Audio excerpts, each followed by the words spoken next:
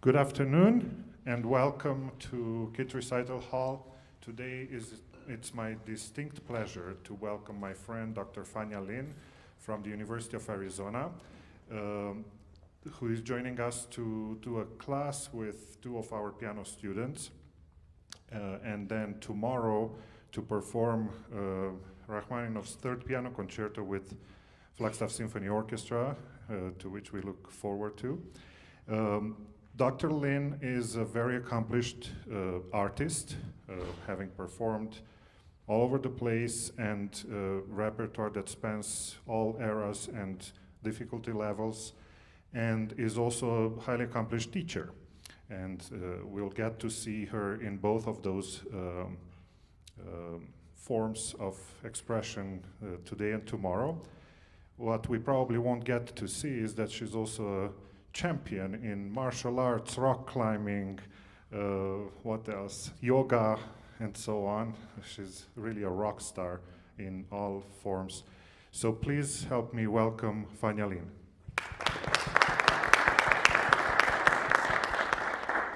A quick note that the performances will be reversed today. So we'll start with Colin playing the third movement of the Chaminade Sonata, and then followed by Eli with the first movement of Beethoven Opus 90. And then following the two mini classes, Dr. Lin will have a conversation with us.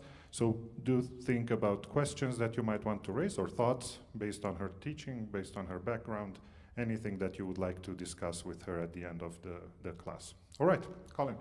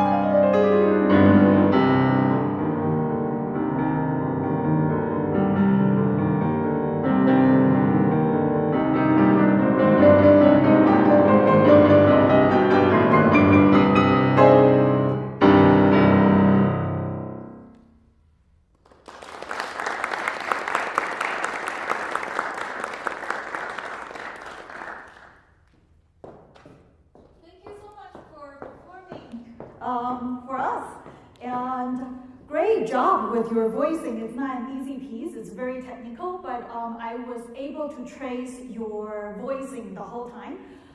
The thing that I would like to work with you first is to keep a more steady pulse throughout. Obviously, there are some really difficult passages, and I would suggest you can start from there to decide what you want with your overall tempo, because there's a lot of 16 notes in this entire movement, and what would make it even more exciting is if you can keep a steady pulse, and when you build up to those triple fortes, it's going to sound more like exciting and exhilarating. Also, we can work on having a longer phrase at the beginning, so then it helps with your build-up for intensity and also for energy. And I will pick some of the technical spots and kind of give you an idea of how I usually practice when I'm working on something difficult, or how I help my students to practice. So can we start from the opening? Think a little bit longer. So this entire thing should be one phrase. Then the second time. So then you have even longer phrasing throughout. Can we go from, actually, in order to decide our tempo, can you play this? Because there's a lot of jump and a lot of notes. Good, very nice. So that, I would say, is probably your tempo for the opening. So.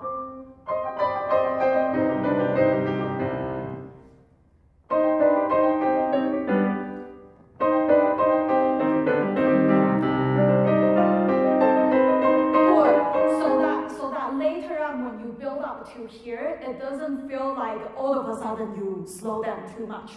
Can you do the opening once more? Actually, I would like you to only play the melody. Just that first 4-bar phrase.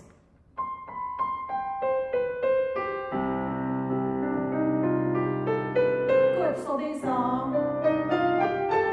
you can do both hands together.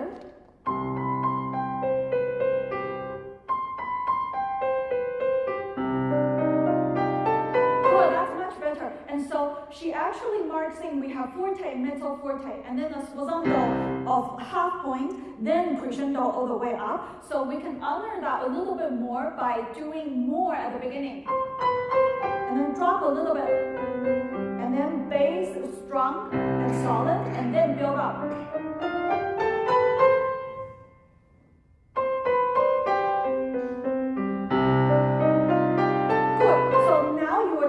Range is huge. We're going to keep it a little bit more at a higher end so that we don't lose that energy. Now, the next challenge for you is that you're going to play what you just did with the correct fingering that you would have been using as if you're playing the normal. So it will be more tricky because all of them would probably be a lot of 5.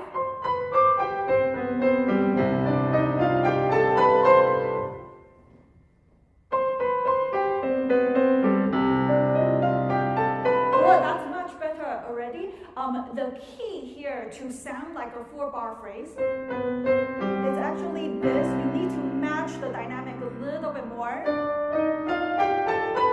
If you drop too much, it will sound like 2 phrases. So we want to match this.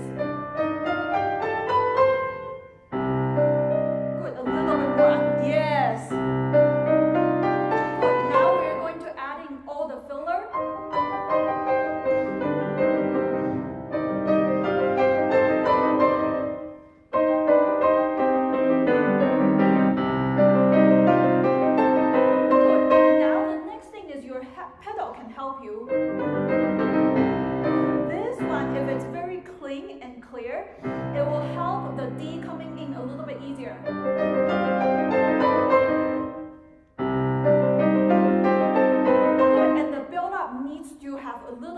Ratio going up.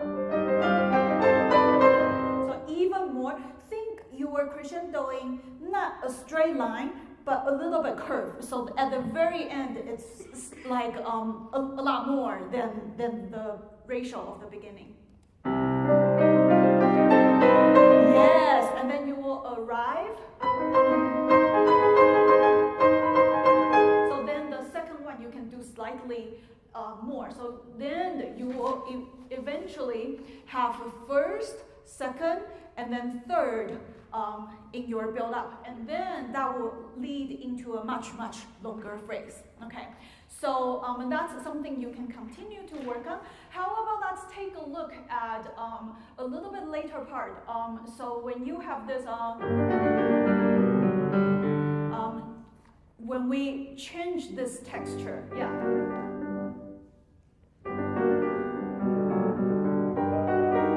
Good, so this is another sequence. This is the first time we have this thinner texture because at the opening there's a lot of bass, whereas here we don't have bass anymore.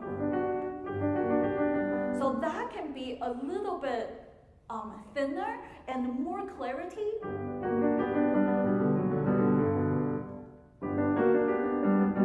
Good. So the key here is at the beginning we need some of our thumb to help build that harmony. Here we're going to make our thumb a lot lighter. So if you listen to the ratio between the top and the bottom, it's probably 80%, and then this is more closer, maybe 60 and 40. Whereas here, it's probably 80% and 20%. So 80% in the pinky and then 20% in the thumb.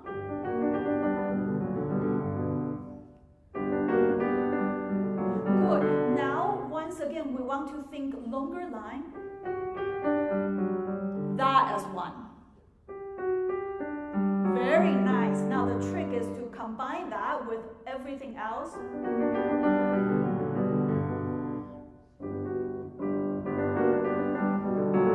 Much better. Yes, good. Now we have first layer, second layer,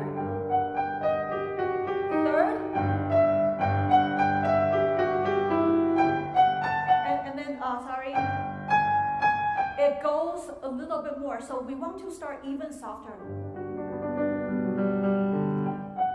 And then combine that into this second layer.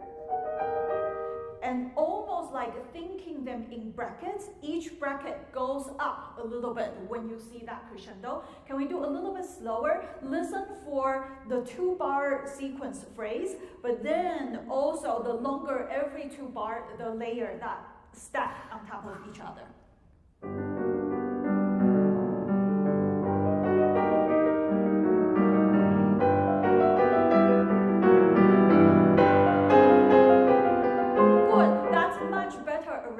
We're going to do one more time. This time you want to listen for the transition from the right hand to the left hand or from the higher register to the lower register. So here, we don't want the gap in between those two. Then it wouldn't sound like a 2-bar phrase. So continuous.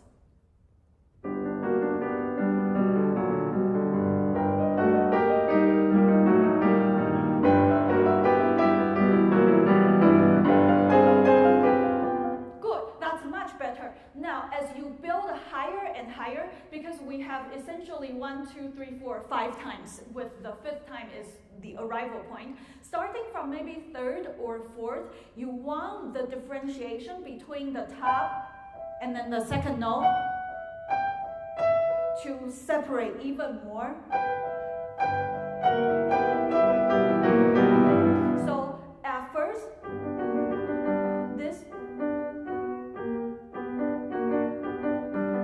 closer together. But then here, my second note is even softer, so we can hear that melody even more. So my second finger is much, much softer. Can we go from the 3rd time?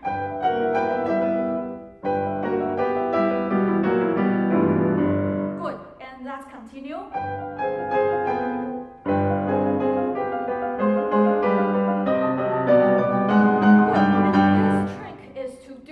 all 4 bars as one rather than every 2. So at first we have 2. 2. 2. Now is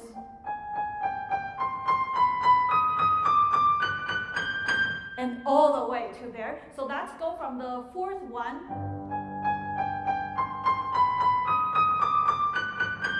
And shape it all the way to your sposando.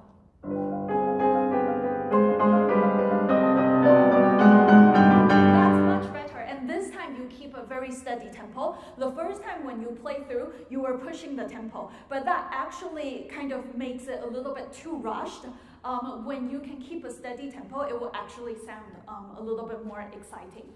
Now, how about let's take a look at our first climax. Can you go from kind of just 2 measures built into your first triple forte? So here. Good. So when we finally arrive, this needs to be much more. We really have this triple forte. And the thing is, the way that she wrote it, we have thicker texture here.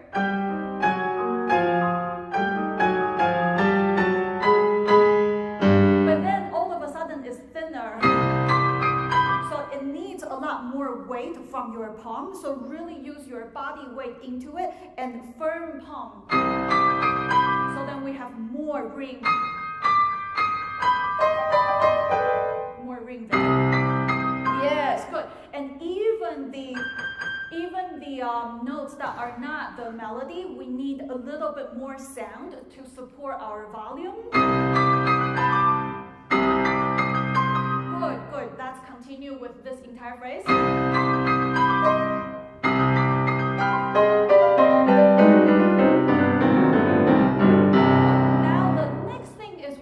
Decide what we're going to do with our left hand, because our left hand has markings that are very different than our right hand. So there are 2 ways of thinking about it. If we follow more religiously of what she really wrote, and then we're supposed to do staccato and also without pedal. So then you can give that a try. If you do pedal, I think you need to bring out your left hand.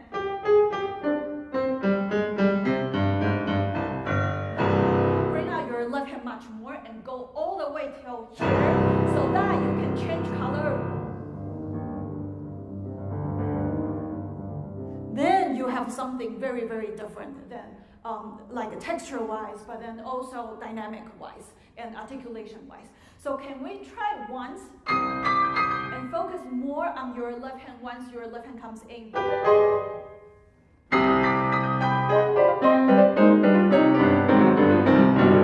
Almost imagine that the triple forte, because she didn't write any diminuendo. And automatically when we're coming down, it will feel like we're doing diminuendo. So you have to fight the urge to do the opposite. And almost thinking this as a crescendo.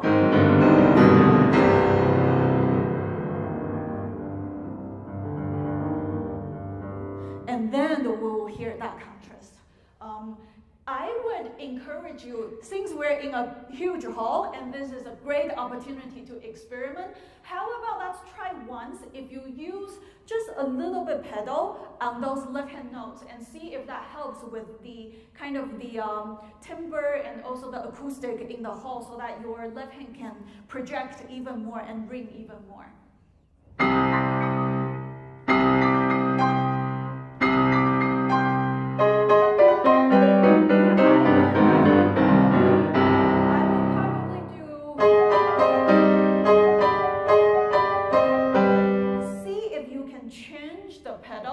And I know usually we want to follow the score like very, very accurately, but see if you can change the pedal so that there's no gap in the sound. And I'm going to ask the audience to hear without pedal and with pedal and see which one they like. So let's try the ones with pedal for now.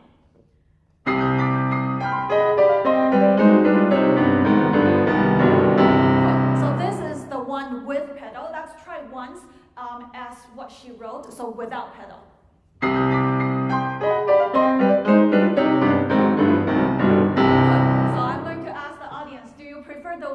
If you prefer the ones with pedal, please raise your hand. Okay, if you prefer the ones without pedal. Okay, so it's about half and half. So I think you can experiment with that and then find ways to really project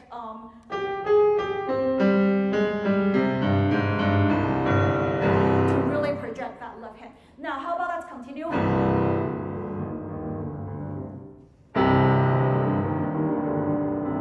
Good. So the trick here is because the sound dropped a lot, and because she wrote pedal in here, so there's going to be some overlap, but there's still a melody underneath it.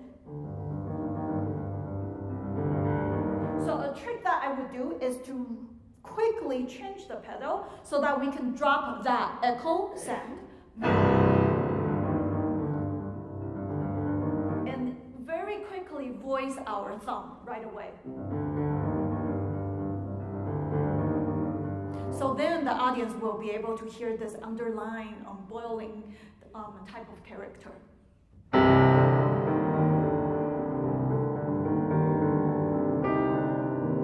Good. So this is il canto. So I think this can be much more lyrical.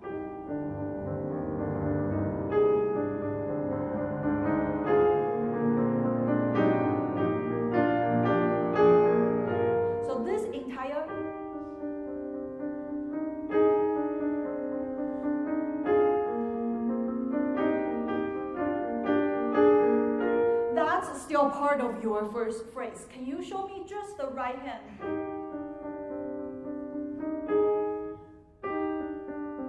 Good. So the trick is to listen continuously for your top melody and match the next one.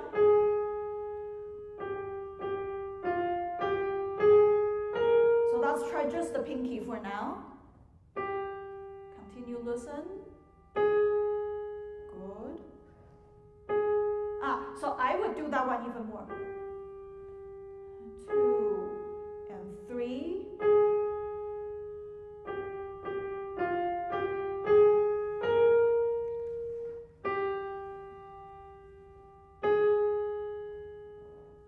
A little bit less.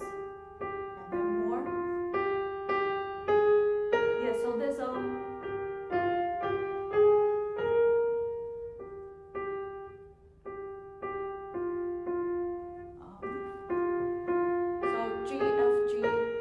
one more time. Good. And she actually marked it in no accent, but then accent, accent, accent, accent. So this one can be lighter. And then more. Good. And but let's match it a little bit better. Much better. Good. Now you're going to do that with the bottom voice.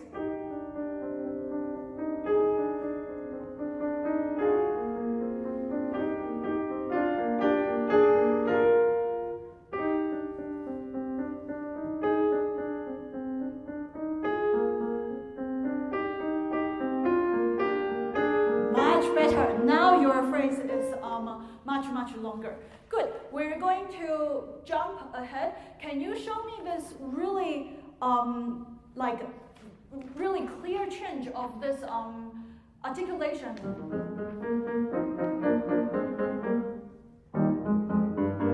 Good. Which voice do you want to voice? Top. Yes. So we're going to do a little bit slower and see if you can trace that.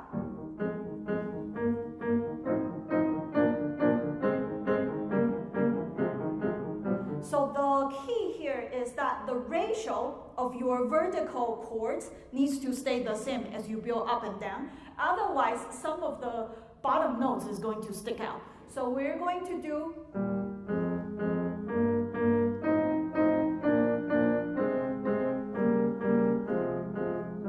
just that much.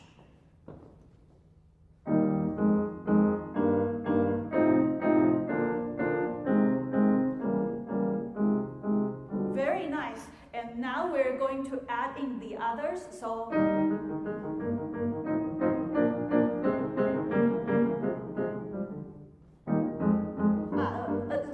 keep track of your top.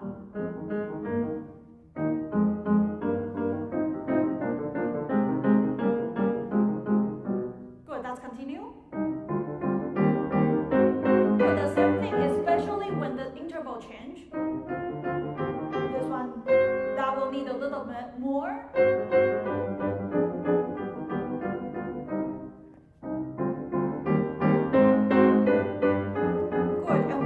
We're going to keep the ratio similar with only the top, give it a little bit more. So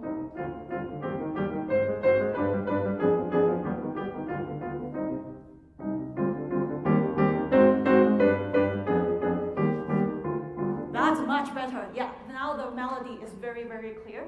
Now, how about let's jump ahead. Can you show me from here when you have the confocal? Yeah. So for me, this is really the build-up starting into our final climax. And so we need much more volume and much more sound. I would use my wrist to lead and give a little bit more bone stacking as well as muscle alignment so that your wrist will push to your pinky. So then it will sound more. Otherwise, you are only relying on your finger weight, and it doesn't have as much weight. So that would be much more brilliant. Good. Can you try that once more? Is it okay if I touch you? Okay. So can you play just the first note? Yes. So a little bit this. Okay. Good. So I want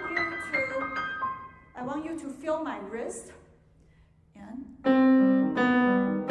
so I have this push. Okay. Better, that's better. Good, yes. So that will give you the brilliancy that you need for this entire section.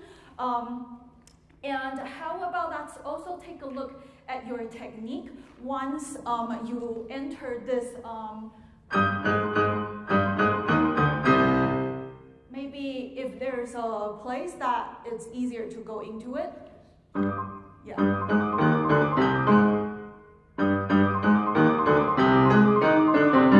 So this is the first time that we really have a lot more that's going on in the left hand. That's really a melody. So can you play just the left hand for me?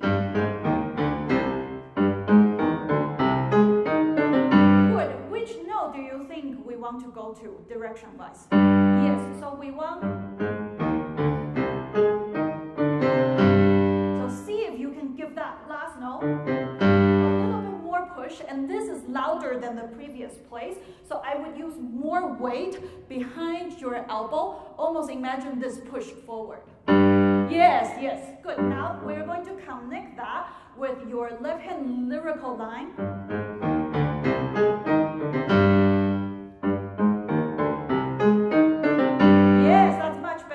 Now the hardest part is this, because they're fast. So we want weight to support both of them.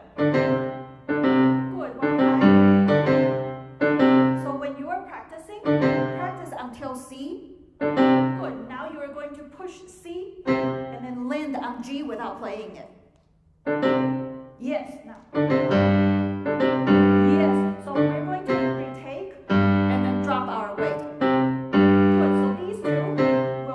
Motion and then new motion. Good, that's great. Yes, that's better. Now, as you go faster, we want to minimize the movement so there's no extra time in the air. Better, one more time. Yes. So then in faster tempo, you will be able to do that a lot more. Now, can you show me just maybe the last part?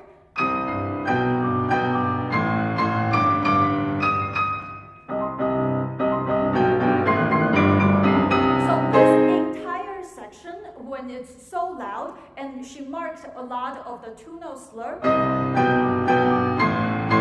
am thinking down, up for my wrist so that I can really drop a lot more weight. And whenever I come up, there's going to be a momentum to push up, so then that will help me to end on the next note.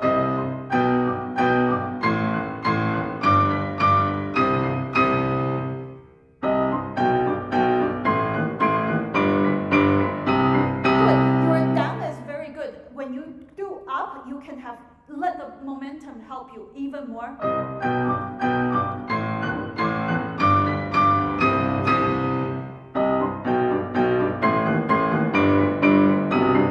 Now we're going to do a little bit faster, and once again we want to think about the line.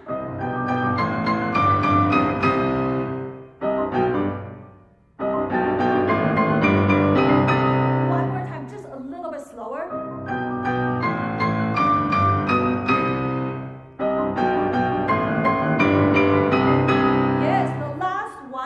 Slower motion, we can stay on it a little bit longer.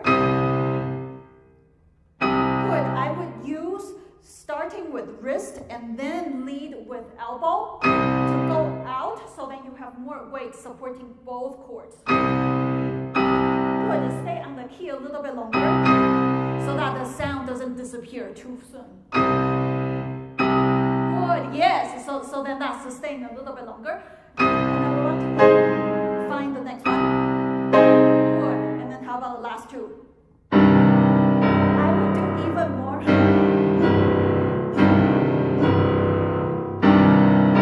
Good. Yeah, well, thank you very much.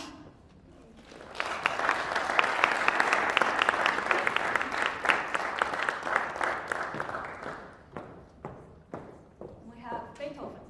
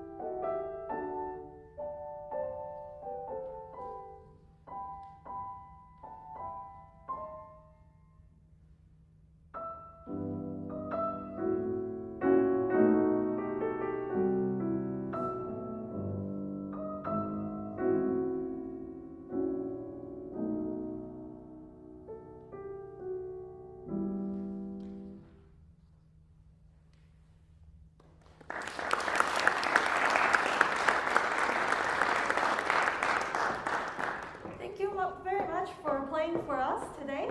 You have a very nice and elegant tone, and you follow the score a lot, so that's all very good. Now, I think you can add in even more of your own interpretation, so that the character sounds more vivid and more dramatic. Can you go from, so that's mainly what we will be working on, and just some of the phrasing and also pedal that we can work on to make it sound more cohesive and more convincing. Can you go from the opening? So for me, that's already different character, and he marked it that as well. Like there's a forte and then there's a piano, so more firm. That's already like more lyrical.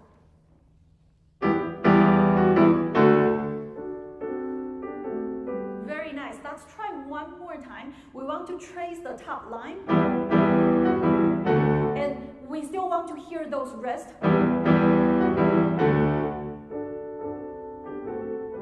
So the pedal, I am giving a little bit gap there. Gap, gap. And it's portato. So I would pedal and still really doing the articulation that he was asking for.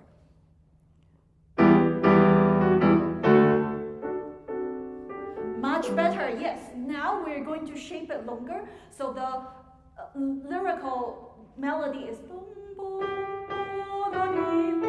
that's one, and then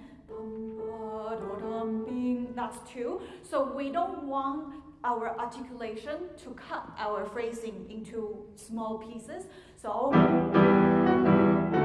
you will have to listen and match. So that still stays as one phrase, even with the gap in between.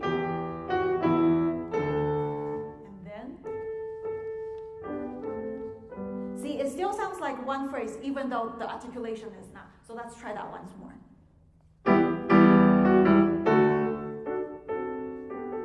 Yes, that's much better. And then, how about let's continue for now.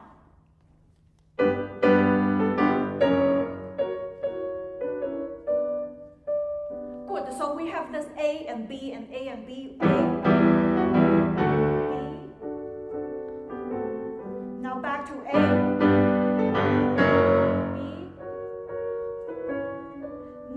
From here,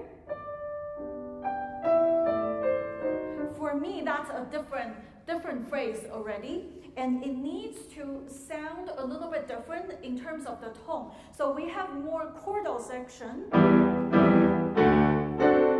It's all very like a chord, like whereas this.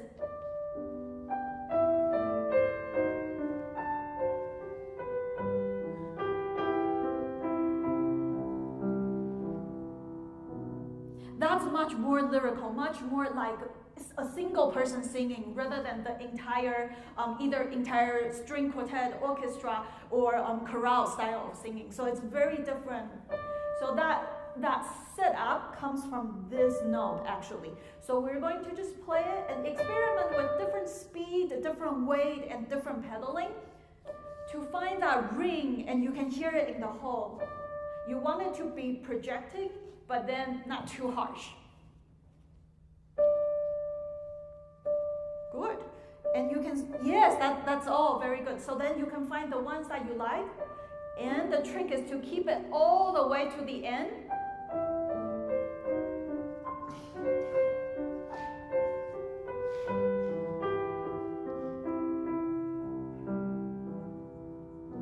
So that tone has to carry all the way for 1, 2, 3, 4, 5, 6, 7 measures.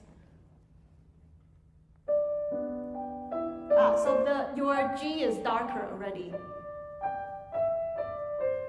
Let's try just the right hand. One more time, a little bit more projecting on the G.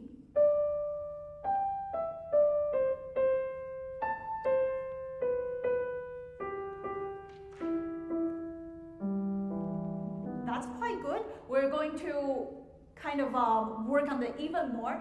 So there's a lot of small phrasing. Every time when you have a smaller phrasing, you want to taper a little bit, so play just slightly softer, so then we can feel this sigh or like gasp that he wrote in, but then still shape it as one.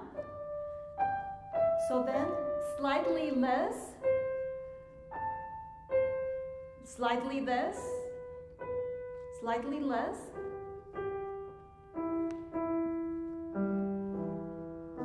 But then still match all of them as one.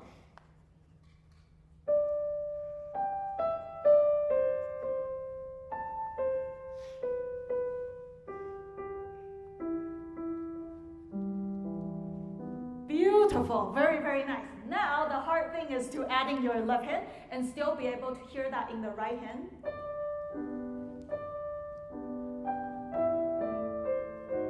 So your left hand will have to be completely underneath what you are doing with your right hand. The G.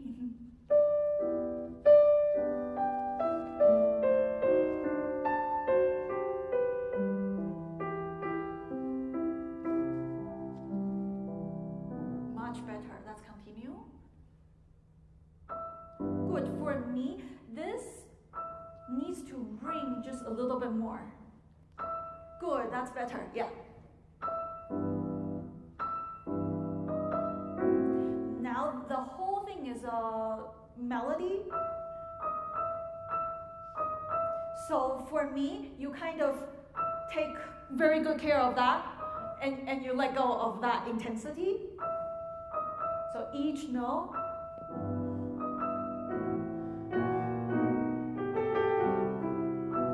And then find that ring every time you come back to that same note.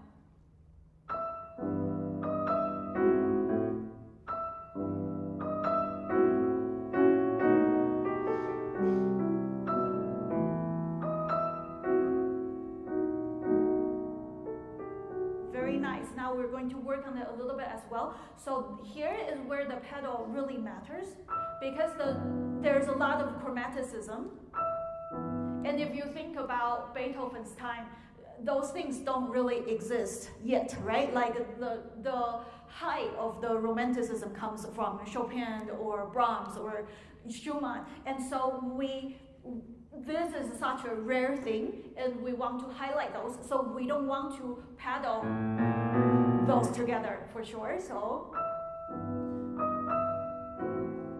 change, and probably no pedal here. So then we don't pedal those together, and then you need to change again. Probably no pedal here, or just very slightly. So then we don't have those two together. Change. And since you have that ritardando written in, if you want pedal, I would actually change each note.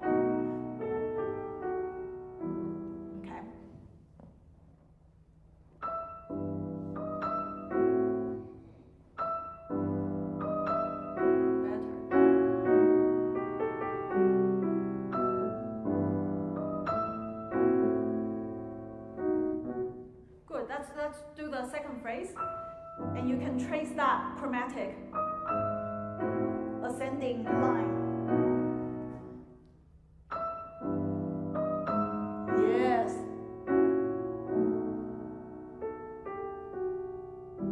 Good. Now we're going to jump ahead and take a look at all of your runs. They're all very good, but I just need a little bit more clarity and spark, so you can actually activate your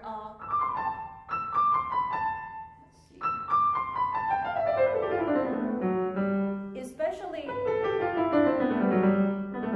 that turn, just a little bit more clarity and a little bit more activation of the fingertip.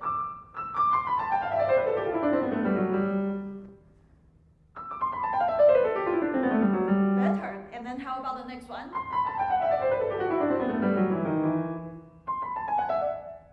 You're right, yeah.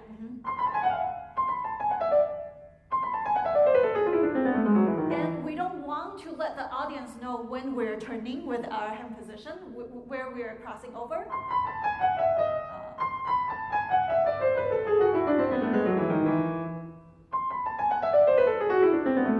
So it's especially these two, we want to match that, those two.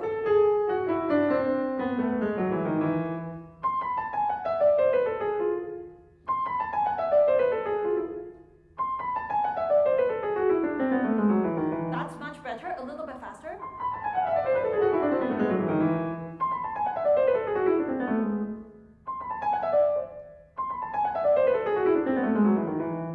And as you can see, usually when there's a mistake is towards the end. So one thing that I often ask my students to do is to practice backwards. So they're going to do good, and then you're going to do that 3 times correctly. We won't do it here, but if you are in practice rooms, and then we're going to add one more phrase. Good, and then keep those active fingers a little bit closer to the key. Very nice, and then we're going to add one more.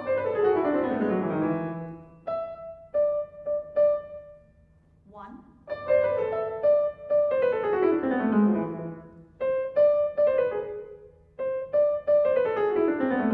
Good. When you play 4 and 3, make sure you have more fingertips. Yes, otherwise they will sound darker. Now a little bit faster. Good. And then eventually you will add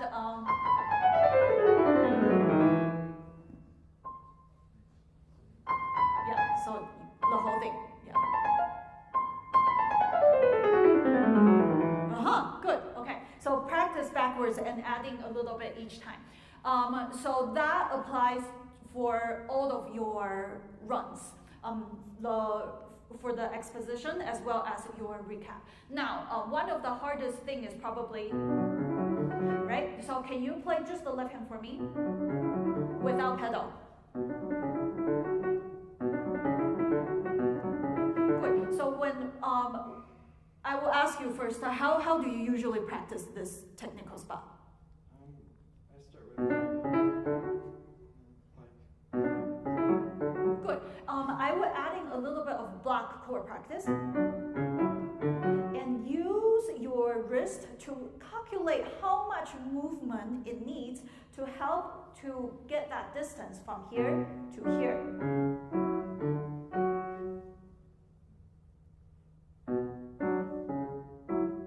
Good. So I can see that the first 2 are fine. The third one, you didn't really come back. I think if you can come back a little bit, then your pinky will feel a little bit more at ease.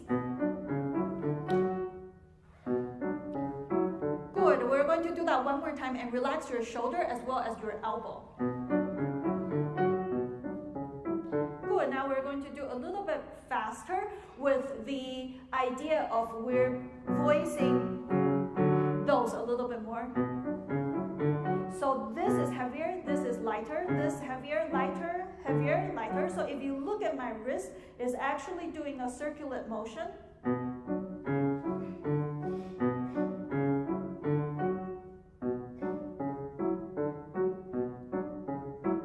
Good. And we're going to calculate how much of the distance we need here so that every time when we play, it doesn't need to go too much in and out.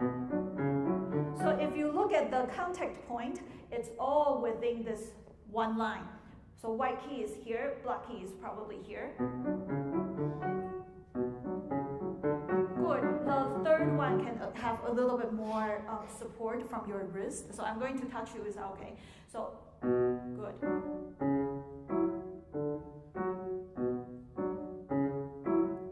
Yes, that's better. So you can feel it, right? Usually when you play this one, your hand is way over there. But if you can just come back a little bit, that will feel a little bit nicer. I am going to ask you to feel my wrist here. So I am doing, and you can hold on to it.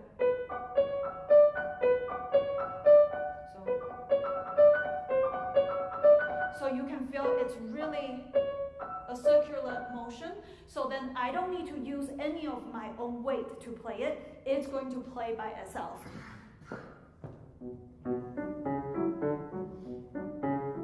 Yes, that's looking a little bit better already. Okay, so that's something you can practice. Once you separate them into this broken chord, then you can play those lighter. So heavy, light, heavy, light, heavy, light. And pedal-wise, you cannot pedal them as one bar either. So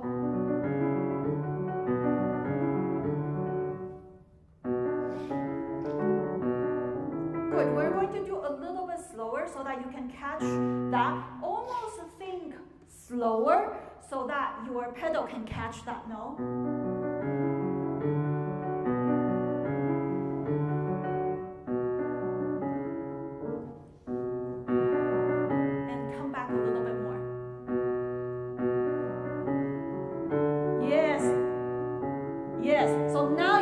That bass line voicing. So this is normal because that's the hardest part in the entire movement. So you can spend a little bit more time on that. Now let's jump ahead a little bit. When you have this second time,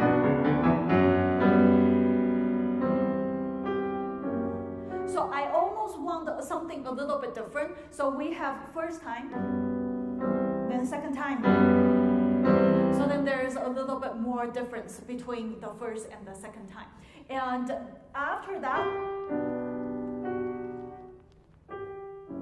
whenever you play extremely soft in such a big hall, you need to project the top more. So it is pianissimo, but if we play, then nobody in the hall will be able to hear us. So it's a lot louder than you imagine it needs to be. Not necessarily the volume, but just more pokey at the tip of your finger. Can we go from this first time?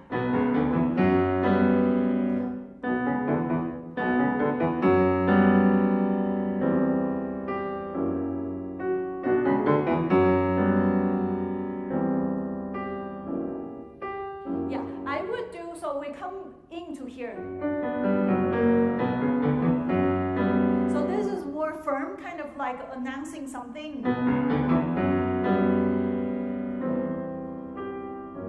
The second time is even more eager for me. Almost like the first time nobody really paid attention, so you have to say it, state it again. And that will help you with that long diminuendo. So you have more room to go.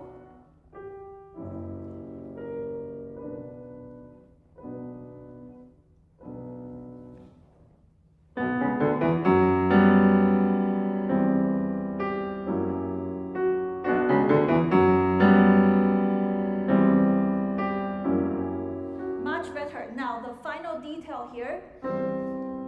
There's no accent there, so after this we want to match all of them. Okay.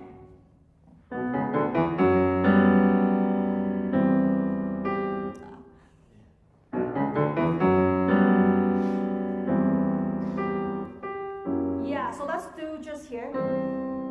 I would retake so I can kind of gauge how much weight and how much speed.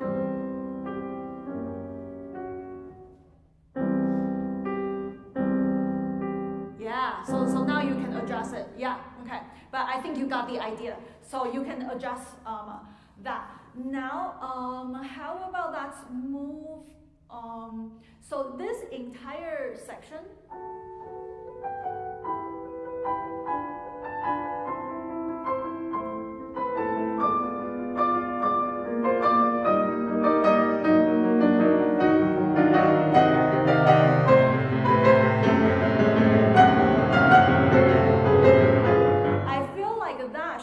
One really long phrase. So you will have to pace yourself a little bit so that crescendo should happen all the way until this. then all of a sudden you're in piano. So this is something that you can continue working on to build a little bit longer. And how about let's take a look at one of the things that's very important in classical is we want to really honor the wrist. So we're going to jump ahead.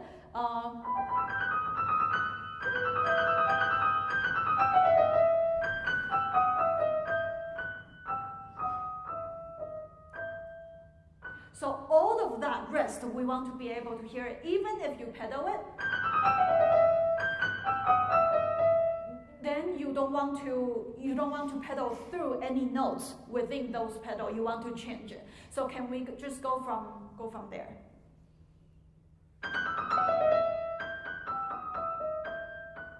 So right there.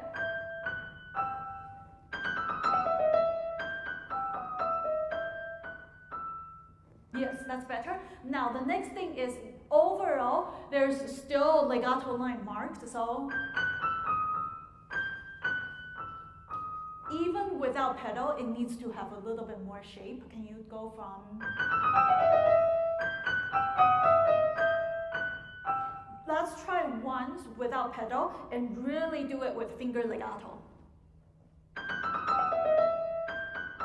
Yeah, so the entire thing. If we hear, then you already separate that into two phrases.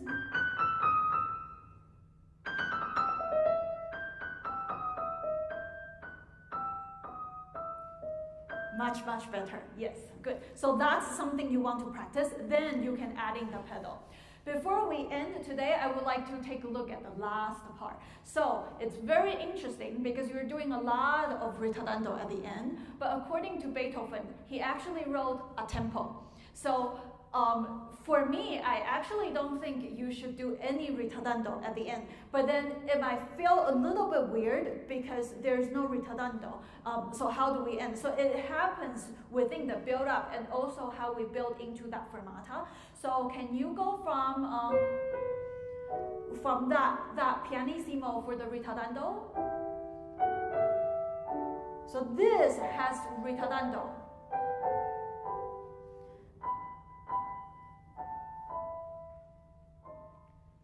And everything after that should be a tempo.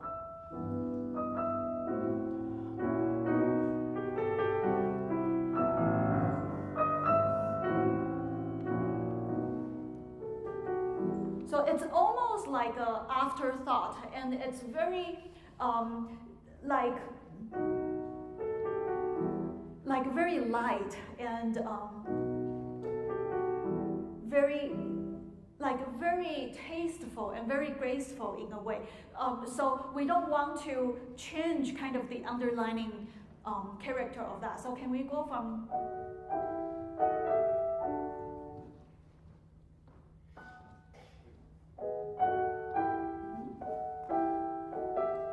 Good, and each pattern a little bit slower.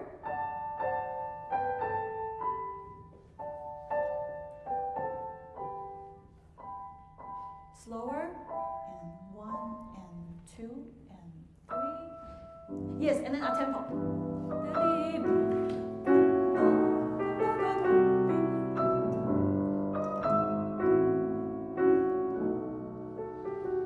Good. One last thing. When we see diminuendo, what does that tell us? Is that the highest or lowest point of your value? Highest, yes. So we want to shape it all the way there. So this last thing, make sure you arrive there. Yes, so you can back away. Very nice, thank you.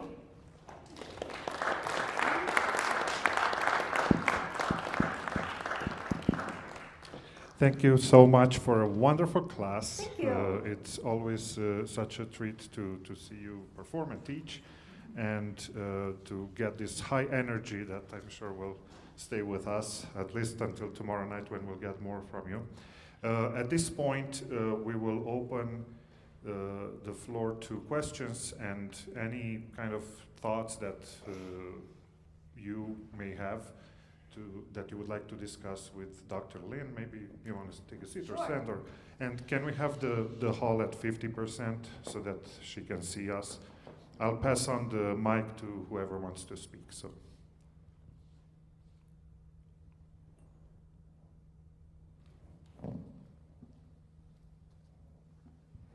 Hello. Hi. I just wanted to ask, do you feel like your, Dr. Negrete, you mentioned your physical endeavors, like with the martial arts and other things like that. Do you think that that contributes to your piano playing in any way? Yes, I'll talk a little bit about like how I got into it and what I learned from it. So during COVID, most of my concerts in the US were canceled, so I had a lot of time and with no concerts to perform. And so that's kind of when I started to do yoga and to do martial arts.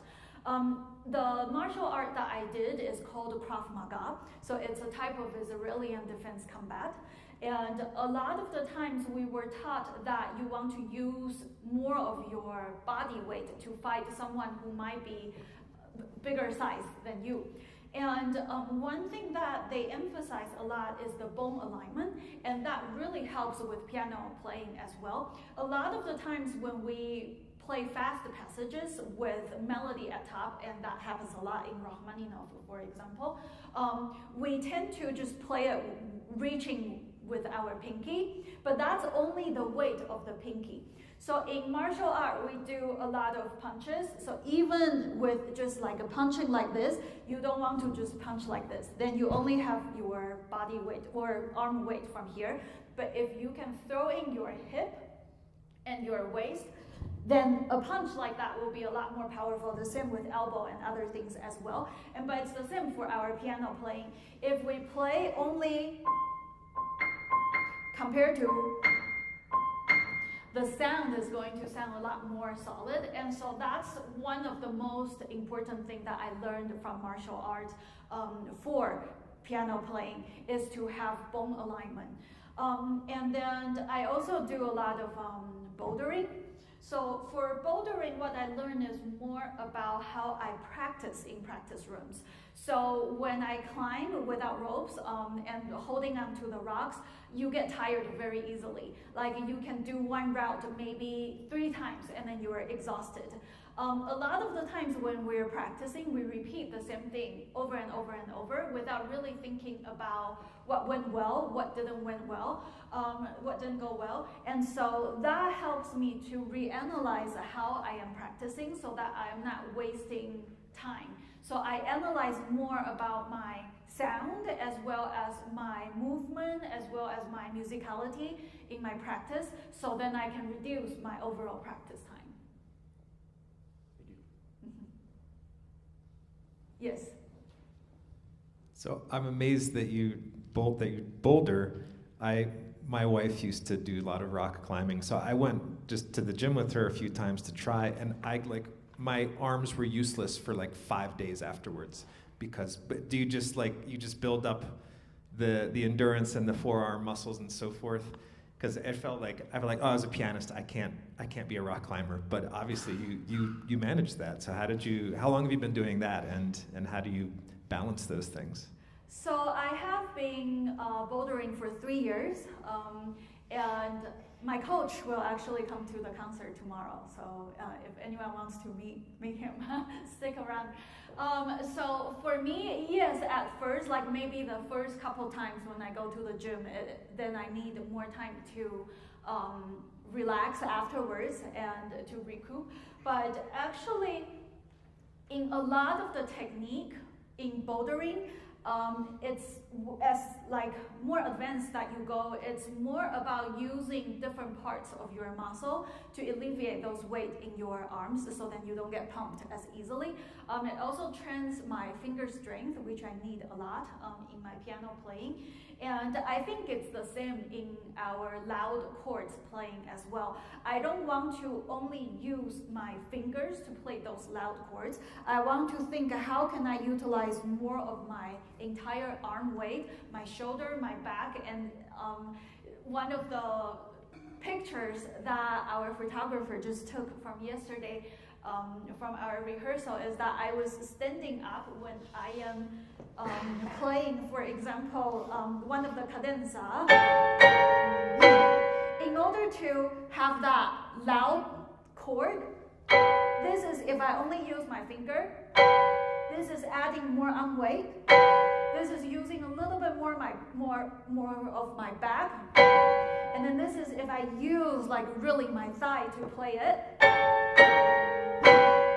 So that you can hear the difference in the sound. And yeah, so a lot of the times that comes into play as well. How do you use your entire body to play?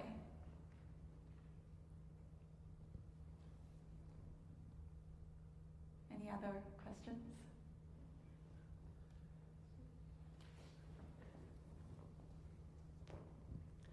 Sorry, I'm a little stuffy, so I can't talk very loud.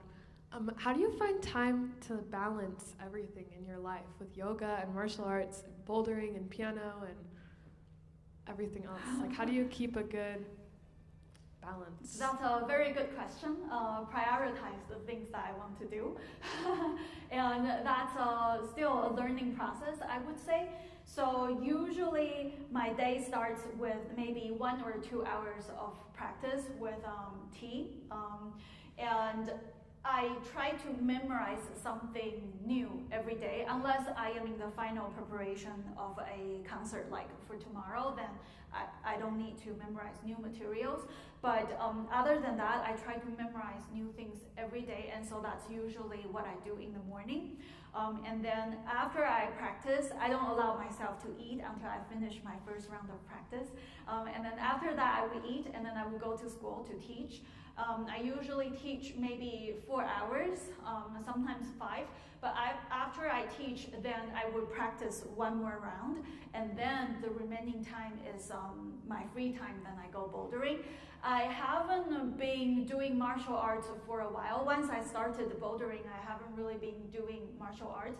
I got my first belt in Krav Maga, and so I was able to advance to more difficult movements, but then a lot of the uppercut or like hooks, I have to be very careful with the impact of my wrist, so I stopped that. But I still find time to boulder, and so that's kind of what I pace myself. So I practice every day for at least, I think, 3 or 4 hours a day. When I'm preparing for a bigger concert, then I usually do 6 to 8 hours. Sometimes when I am doing repertoire like Rock 3 or Prokofiev 2, then I would take time off from bouldering, and then I would practice sometimes 10 to 12 hours for those. And yoga, I do it once a week. So I actually teach a class called Yoga for Musicians. And that's kind of where I get my meditation, my breath work, and also just alignment of the body in once a week.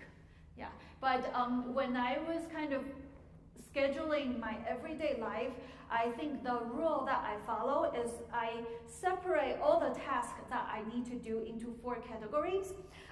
So important and urgent, and then important but not urgent, and then urgent but not important, and then not urgent and not important. And so a lot of the times, I think where people get mixed up is we often prioritize things that are urgent but then not important ahead of things that are important but not urgent. And so I think that's a constant kind of reminder that I want to tell myself, and sometimes my students as well, to really see what's important in life or in career and prioritize those things even if they don't have a deadline. And so then I can manage my energy and my time a little bit better throughout the day. Yeah? That's very helpful. Mm-hmm.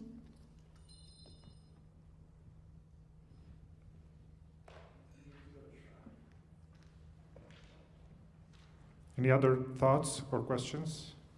Go ahead. I was wondering, how do you balance the volume when you're playing with an orchestra? Do they ever ask you to play louder, or do they play softer? How does that get negotiated? So usually, if there's someone in the hall to help listen, it would help a lot. But if I don't have anyone to listen, I record all my rehearsals so then I can hear it. Yes, there will be times that you need to play softer. Usually it's during the solo part, when the orchestra is not playing, then I can afford to play softer. Otherwise, it's almost always that I need to play louder, just because the sound that you're producing has to be more projective than like 60 people or sometimes 80 people behind you. And so the piano that I have at my house, it's a Steinway, and it's actually a very heavy one.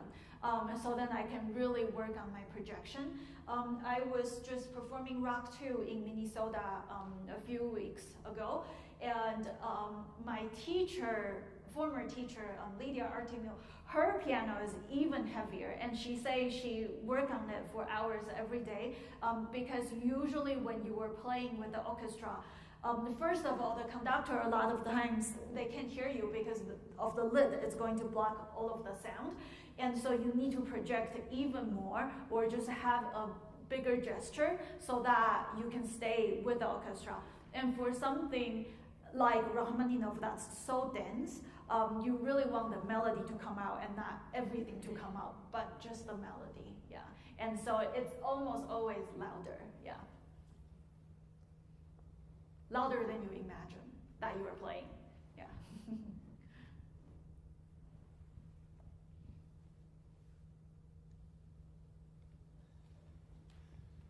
Just a follow-up question to an earlier comment.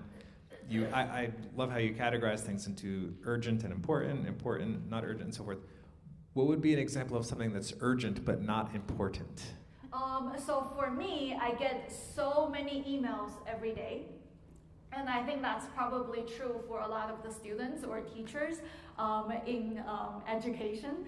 And most of the time there is a deadline to it. And so you will get this urge to want to reply right away, which means it would interrupt what you are doing, probably interrupt your practice or other things, because a lot of the times practice doesn't have a deadline. Like, yes, you have a concert in, so for example, this Rock 3 that I am preparing for tomorrow, I played it 10 years ago, and I have been performing throughout the years, but each time when I bring it back, I still need a big chunk of time to really dedicate for it. So I start practicing in July. And so that's a while, like way back from, the actual performance. But then that would be a great example of like, that's not immediate, like urgent, but it is very important, because if I don't put in the hours in every day, starting from July, I won't be able to get the result that I want in October.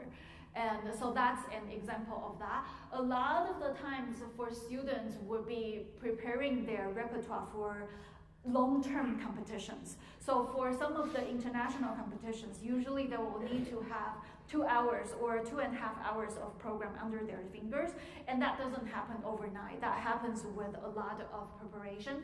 And so a midterm or a final might be the more urgent thing, whereas these long build-up might be more important, but it doesn't seem urgent at the time.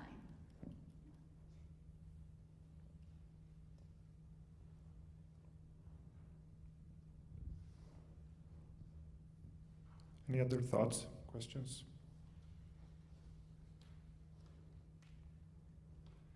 Well then, Fanya, what a pleasure to share this time with you. Thank and you. I'm sure that everybody's inspired.